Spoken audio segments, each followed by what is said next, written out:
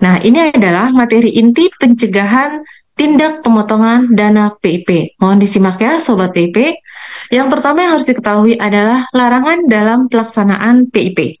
Pengelola PIP dan atau pemangku kepentingan dilarang melaksanakan hal yang tidak sesuai dengan ketentuan ini. Mempengaruhi peserta didik, orang tua, atau wali atau satuan pendidikan untuk melakukan manipulasi atau pemalsuan data tingkat kemiskinan yang mengakibatkan masuk dalam sasaran prioritas PIP. Dia sebenarnya tidak masuk dalam prioritas PIP, tapi dimanipulasi sehingga seolah-olah masuk ke dalam sasaran prioritas, yaitu miskin rentan miskin. Poin berikutnya, melakukan pemotongan, pungutan, dan atau mengambil dana PIP. Itu jelas dilarang dan melanggar ketentuan.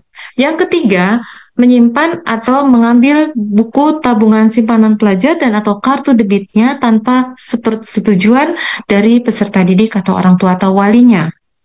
Namun apabila peserta didik dan orang tua walinya menitipkan kepada satuan pendidikan, siapa tahu di rumahnya takut hilang atau rusak atau terkena musibah, maka dapat dititipkan dengan tanda terima penitipan yang jelas dan dapat diambil atau diakses oleh peserta didik kembali apabila diperlukan buku tabungan atau kartu debit tersebut.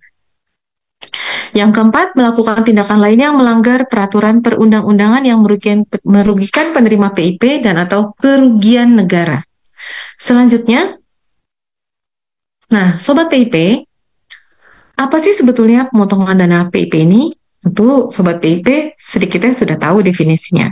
Nah, dana PIP ini tadi disampaikan oleh moderator, Mbak Yusna, dana PIP yang harus diterima utuh oleh siswa tanpa dibolehkan pemotongan untuk alasan dan dalam bentuk apapun. Bahwa tindakan pemotongan dana PIP adalah tindakan yang melanggar peraturan dan pelakunya dapat dikenakan hukum pidana. Sebagai contoh, ini hanya sebagai contoh, Sobat PIP, bukan untuk dicontoh, ini hanya contoh bahwa pemotongan dana PIP dapat mungkin terjadi oleh oknum dari satuan pendidikan yang memaksakan siswa untuk menyerahkan dana PIP untuk pelunasan atau pembayaran SPP atau biaya-biaya yang lainnya. Juga oknum dari satuan pendidikan yang meminta uang dari dana PIP untuk tanda terima kasih kepada pengelola PIP dan lain sebagainya. Kemudian oknum lagi yang mengaku-ngaku sebagai pengusul yang merasa berjasa meminta uang dari dana PIP tersebut kepada peserta didik dengan berbagai alasan. Dan kemudian oknum lagi yang mengaku-ngaku sebagai pengusul meminta komitmen dari siswa penerima PIP untuk menyerahkan sebagian, apalagi seluruhnya dana PIP dengan berbagai alasan.